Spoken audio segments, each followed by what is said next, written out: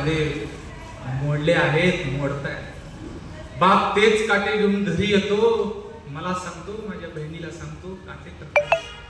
त्यावेळेस वाटतं माझा बाप असा काय पाप करतोय की दररोज एक काटा त्याच्या पायामध्ये रुततो. लेतो अंगावर चिंध्या, हातून मिरची भाकर, काडी उसाची पाचट, जग मिळाय साखर.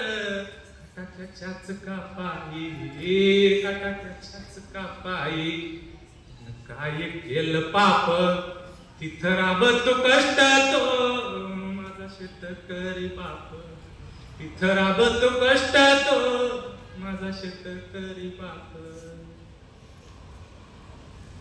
बाप माझा शेतकरी, उभ्या जगाचा पोशिंदा. शाळेत बघतो माझे वडील काय करतायत रे? डॉक्टर आहेत, इंजिनियर आहेत, वकील आहेत, शिक्षक आहेत, बिझनेसमॅन आहेत. आणि ज्या मुलीचे बाप शेतकरी आहेत, हळू आवाजात सांगतात शेतकरी आहेत. मी त्यांना आवर्जून सांगतो, बेटा माझा बाप सुद्धा शेतकरी आहे, तुझा माझा बाप शेतकरी, जगाचा पोशिंदा आहे. जगाला सांभाळायचं, खाऊ पिऊ घालायचं काम तुझा माझा बाप करतोय. कधीच लाज वाटून बोलू नको माझा बाप शेतकरी म्हणून. अभिमानाने छाती फुगवून सांग, ओरडून सांग, माझा बाप शेतकरी आहे म्हणून. तेव्हापासून ते मुलं अभिमानाने सांगतात माझा बाप शेतकरी म्हणून. माझा बाप शेतकरी, उभ्या जगाचा पोशिंदा. पण त्याच्या भाळी हलेला रात्रंदिवस काम धंदा. आज रविवार आहे, हॉस्पिटल बंद आहे, डॉक्टर असलेला बाप घरी आहे. आज रविवार आहे, शाळा बंद आहे, शिक्षक असलेला बाप घरी आहे. आज रविवार आहे, इंजिनियर असलेला बाप आराम करतोय. पण आज रविवार आहे, माझा बाप निलंगा तालुक्यातल्या त्या देवी हल्लाळी गावामध्ये तूर कापतोय. त्याला सुट्टी नाही कधी. शेतात पाणी द्यायचं काम त्याला रात्री अपरात्री करावं लागतं. दिवस रात्र, रविवार सोमवार काहीच टाइम टेबल नाही. माझा बाप शेतकरी, उभ्या जगाचा पोशिंदा. त्याच्या भाळी हलेला रात्रंदिवस काम धंदा. कष्ट सारे त्याच्या हाती, कष्ट सारे त्याच्या हाती, दुसऱ्याच्या हाती माप. शेतकरी बाप असलेल्या माझ्या ताईंना, समोर बसलेल्या दीदींना, भावांना माहिती आहे, जेव्हा रास होते, आमची खळ पडतं रानात, माझा बाप माझी माय त्या तुरीचा एक एक दाना, एक एक कण असं उचलू उचलू पोत्यात टाकतात. एक एक वेचून टाकतात. आणि तेच सोयाबीन, तीच तूर ज्यावेळेस आडतीत जातं, त्यावेळेस आडतवाले असं नुसतं फेकतात. फेकल्यानंतर बापाच्या तोंडाकडे बघितलं की भयानक वाईट वाटत.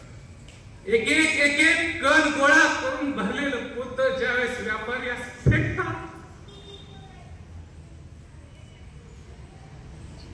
बाप फसतो म्हणून त्याच्या चेहऱ्याकडे बघू वाटत नाही. त्याचा नाईलाज आहे, कारण शासनानं, समाजानं रूढ केलेली ही पद्धत आहे. फक्त कष्ट त्याच्या हातात आहेत, दुसऱ्याच्या हातात माप आहे. हे पुस्तक घ्यायला जर तुम्ही गेला तर ह्याच्यावर किंमत छापलेली आहे, त्याच किमतीत तुम्हाला घ्यावं लागेल. पुस्तक तयार करणाऱ्याने याची किंमत तयार केलेली आहे, आपण नाही. पण या जगात एकमेव असा माझा बाप आहे, माल त्याचा असतो, धान्य त्याचा असताना त्याची किंमत दुसरे ठरवतात. ज्यावेळेस तूर सोयाबीन हातात घेऊन ते व्यापारी बोलतात 4000, 4001, 4005, बाप त्या व्यापाऱ्याच्या तोंडाकडे बघत असतो. त्याला वाटतं अजून वाढवतील, अजून वाढवतील. आणि शेवटचा व्यापारी म्हणतो नाही, 4050 त्यापेक्षा जास्त नाही. बापानं कष्ट केलेलं, बापानं पिकवलेलं ते सोनं, त्याची किंमत मात्र दुसरे ठरवतात. एकमेव असा शेतकरी आहे. बाकी काही वस्तू घ्यायला जा, त्याची किंमत अगोदरच ठरवलेली असते. परवडलं तर घ्या, नाहीतर घरी जा असं म्हणतात. पण माझ्या आणि तुमच्या बापाचं जे धान्य आहे, पीक आहे, त्याची किंमत दुसरे ठरवतात. माझा बाप शेतकरी, उभ्या जगाचा पोशिंदा.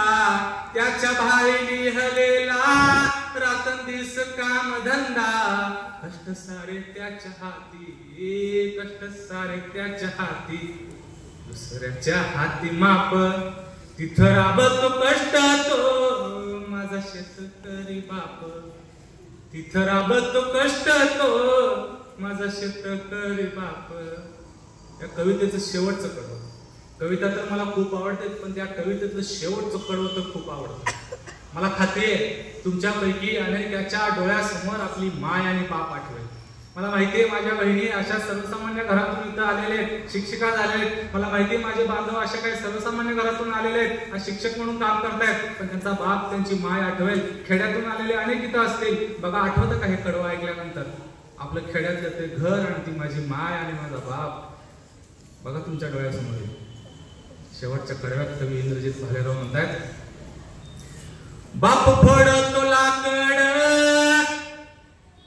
माय पेटवती चुला. गॅस कुठे आहे आमच्या घरामध्ये? सकाळी उठल्या उठल्या पोटाची खळगी जर भरायची असेल तर बापाला अगोदर लाकडं फोडावी लागतात. वाकळातून तोंड बाहेर काढल्यानंतर दिसतं बाप अंगणात लाकडं फोडतोय, ती लाकडं आणून चुली समोर टाकतोय, मग माझी माय चूल पेटवती आहे. ऑनलाईन ऑर्डर देऊन नाही जेवण आमच्या घरी. अगोदर बापाला लाकडं फोडावे लागतात, माईला चूल पेटवावी लागते, त्या धुरामध्ये स्वयंपाक करावा लागतो.